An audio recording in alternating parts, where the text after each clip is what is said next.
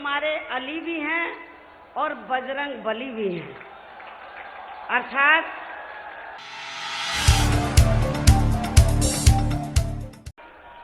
आज मुझे आपकी सपार भीड़ व भीड़ के जबरदस्त जोश को भी देखकर ऐसा लग रहा है कि इस बार चुनाव में नमो नमो वाले जा रहे हैं और जय भीम वाले आ रहे हैं, जिनकी इस समय देश को काफी ज्यादा जरूरत भी है। मैं उत्तर प्रदेश के मुख्यमंत्री योगी को इनकी इस बात का जरूर जवाब देना चाहूंगी, जो इन्होंने हमारे गठबंधन के बारे में इशारा करते हुए ये कहा है कि यदि इनके अली हैं तो हमारे बजरंग बली हैं, ये कहा है। लेकिन इस संबंध में मैं इनको ये कहना चाहती हूँ कि हमारे अली भी हैं और बजरंग बली भी हैं। अर्थात हमारे ये दोनों अपने ही हैं और इन दोनों में से कोई भी गैर नहीं है। इसलिए हमें अली भी चाहिए और बजरंग बली भी चाहिए। और खासकर हमें बजरंग बली इसलिए भी चाहिए क्योंकि ये मेरी अपनी खुद की दलित जाति से ही जुड़े हैं और इनकी जाति की खोज मैंने नहीं की है, बल्कि खुद उत्तर प्रदेश के मुख्यमंत्री योगी ने की है। और इन्होंने ही खुद जनता को ये बताया है कि बजरंग बली वनवासी व दलित जाति के ही हैं। और इसलिए मैं इनकी बहुत बहुत आभारी भी हूँ, योगी जी की बहुत बहुत आभारी भी हूँ कि इन्होंने हमारे वंशज के बारे में हमें ये बहुत खास जानकारी दी, अति महत्वपूर्ण जानकारी भी दी है। ऐसी स्थिति में हमारे लिए खुशी की बात यह है कि अब हमारे साथ अली भी हैं, बजरंग बली भी हैं, जिनके गठजोड़ से हमें इस चुनाव में काफी अच्छा रिजल्ट मिलने वाला है। और इतना ही नहीं, बल्कि हमारे इस गठजोड़ के साथ में यहाँ पिछड़ा वर्ग व अपर कास्ट समाज के दुखी व पीड़ित लोग भी जुड़े हैं, जो ये लोग भी बीजेपी की केंद्र व उत्तर प्रदेश सरकार की गलत नीतियों व गलत कार्य प्रणाली की वजह से काफी ज्यादा गुस्से में भी हैं। और अब मेरा यही कहना है कि देश में लोकसभा के लिए हो रहे आम चुनाव में यहाँ उत्तर प्रदेश से योगी की पार्टी को ना अली का वोट पड़ेगा और ना ही मेरी जाति से जुड़े बजरंग बली का भी वोट पड़ेगा। और वैसे भी उत्तर प्रदेश में यहाँ बजरंग बली की जाति से जुड़े हमारे दलित वर्ग के लोग कांग्रेस के साथ साथ बीजेपी को बहुत पहले ही छोड़ चुके हैं। आजादी के बाद से लेकर अब तक केंद्र में कांग्रेस, बीजेपी व अन्य और पार्टियों की जो भी यहाँ सरकारें रही हैं, तो वे देश व आम जनहित के मामलों में ज्यादातर विफल ही साबित हुई हैं, जिन्हें देश की जनता एक बार नहीं बल्कि कई बार आजमा भी चुकी है और अब इन्हें और ज्यादा आजमाने की जरूरत नहीं है। और अब आप लोगों को इस चुनाव में इन सभी विरोधी पार्टियों को यहाँ केंद्र की सत्ता में किसी भी कीमत पर काबिज नहीं होने देना है। हालांकि सत्ता प्राप्त करने के लिए यहाँ सभी विरोधी पार्टियां किस्म किस्म के साम दाम दंड भेद आदि हथकंडे इस्तेमाल करने की भी पूरी कोशिश करेंगी, जिनसे आप लोगों को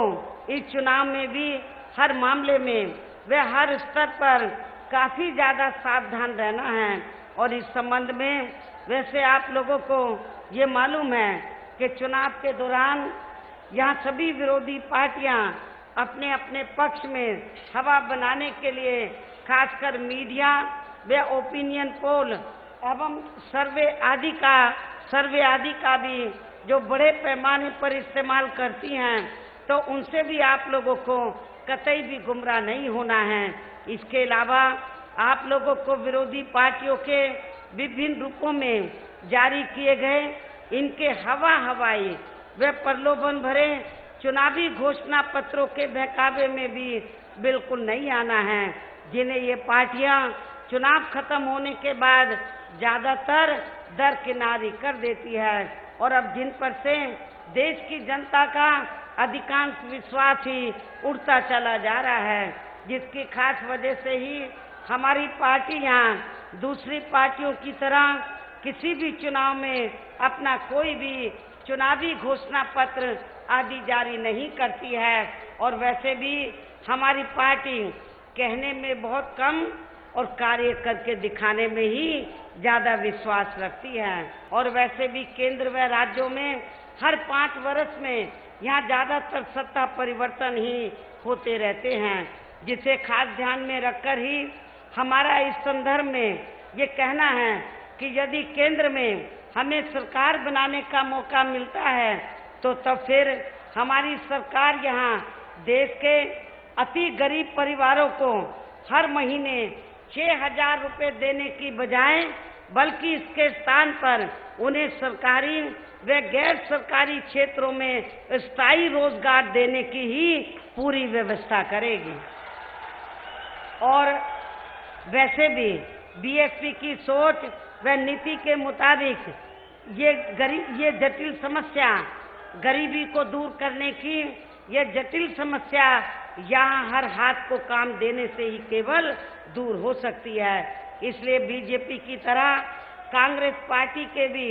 इस प्रलोभन भरे वायदे के बहकावे में यहाँ अति गरीब लोगों को कतई भी नहीं आना है। मैं सर्व समाज के लोगों को ये कहना चाहती हूँ, बीजेपी, कांग्रेस व अन्य सभी विरोधी पार्टियों के जो किस्म के हथकंडे इस चुनाव में अपनाए जा रहे हैं, इनके बहकावे में आप लोगों को कतई भी नहीं आना है। हालांकि इन सब मामलों में अब देश की जनता भी धीरे धीरे ये समझने लगी है कि ये सब केवल इनकी आड़ में इनके वोटों को लुभाने की ही इनके ये किस्म के हथकंडे हैं, इसके सिवाय कुछ भी नहीं है। इसके साथ ही यहाँ मैं गठबंधन के लोगों को ये भी सावधान करना चाहती हूँ कि इस चुनाव में भी पूर्व की तरह यहाँ विरोधी पार्टियों द्वारा पर्दे के पीछे से बनवाए गए विभिन्न संगठनों व पार्टियों के जरिए इस चुनाव में भी पूर्व की तरह या विभिन्न पार्टियों द्वारा पर्दे के पीछे से बनवाए गए विभिन्न संगठनों व पार्टियों के जरिए, समझ गए ना आप लोग मेरा इशारा किधर है? तो मेरा आमला लोकसभा क्षेत्र के लोगों से भी ये कहना है कि आमला लोकसभा की सीट से हमने गठबंधन के तहत बहुजन समाज पार्टी की प्रत्याशी श्रीमती रुचि वीरा को चुनाव के मैदान में उतारा है। तो मेरी आप लोगों से पुरजोर ये अपील है कि आप लोगों को बदायूं लोकसभा की सीट से श्री धर्मेंद्र यादव को, एटा लोकसभा की सीट से श्री देवेंद्र यादव को, आंवला लोकसभा की सीट से श्रीमती रुचि वीरा को, इनको हमने चुनाव के मैदान में उतारा है। गठबंधन के तहत मेरी आप लोगों से पुरजोर अपील है, इन तीनों प्रत्याशियों को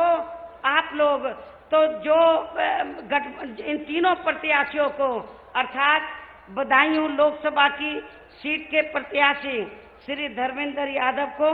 एटा लोकसभा की सीट के प्रत्याशी देवेंद्र यादव को, जो ये सपा के कैंडिडेट हैं, तो आप लोगों को समाजवादी पार्टी का जो चुनाव चिन्ह है, साइकिल चुनाव चिन्ह के सामने वाले बटन को दबाकर इन दोनों प्रत्याशियों को जरूर कामयाब बनाना है। इसके साथ ही गठबंधन के तहत बीएसपी की आंवला लोकसभा की सीट की प्रत्याशी श्रीमती रुचा वीरा को हमने चुनाव के मैदान में उतारा है। और आप लोगों को मालूम है कि बीएसपी का जो चुनाव चिन्ह क्या है, आप लोगों की विशाल आबादी की तरह, जो हाथी जो विशाल होता है हाथी की तरह आपकी ये विशाल जो भीड़ है, तो आपका जो चुनाव चिन्ह है हाथी है, हाथी चुनाव चिन्ह के सामने वाले बटन को दबाकर श्रीमती रुचि वीरा को भी जरूर जिताना है। मुझे ये पूरी उम्मीद है कि हमारे ये उम्मीदवार इस बार जरूर चुनाव जीतेंगे, और थोड़े वोटों के अंतर से नहीं, रिकॉर्ड तोड़ वोटों के अंतर से। और वैसे भी यहाँ सपा के साथ साथ बीएसपी व आरएलडी के लोग भी पूरे जी जान से इन तीनों सीटों को जिताने में लगे हैं, इसकी भी मुझे पूरी जानकारी मिल रही है। और अच्छी बात यह है कि सपा प्रमुख श्री अखिलेश यादव ने भी पूरे उत्तर प्रदेश में गठबंधन की सभी सीटों पर अपनी पार्टी के लोगों को भी काफी युद्ध स्तर पर लगाया हुआ है, और इस मामले में बीएसपी के लोग तो हमेशा आगे ही बने रहते हैं। ऐसी स्थिति में अब पूरे उत्तर प्रदेश से हमारे इस बने गठबंधन का इस चुनाव में जरूर अच्छा रिजल्ट आएगा, जिसकी हमें पूरी उम्मीद भी है। और अब मैं आपसे पुनः यही अनुरोध करती हूँ कि आप लोगों को गठबंधन के अपने सभी उम्मीदवारों को भारी वोटों के अंतर से जरूर कामयाब बनाना है। और एक मैं रिक्वेस्ट आप लोगों से और करती हूँ, एक अपील और करती हूँ कि वोट वाले दिन आप लोग अपने घरों में तो खाने पीने के चक्कर में नहीं पड़ना है। पीने का मतलब शराब नहीं है, पानी की मैं बात कर रही हूँ। कभी मीडिया के लोग पीने का मतलब शराब का अंदाजा लगा दे। आप लोगों को वोट वाले दिन अपने घरों में खाना तब बनाना है जब आप लोग सुबह उठते ही अपने अपने पोलिंग बूथों पर वोट डालने के लिए चले जाएंगे। आपका पहले वोट पड़ना चाहिए, तब आप अपने घरों में आकर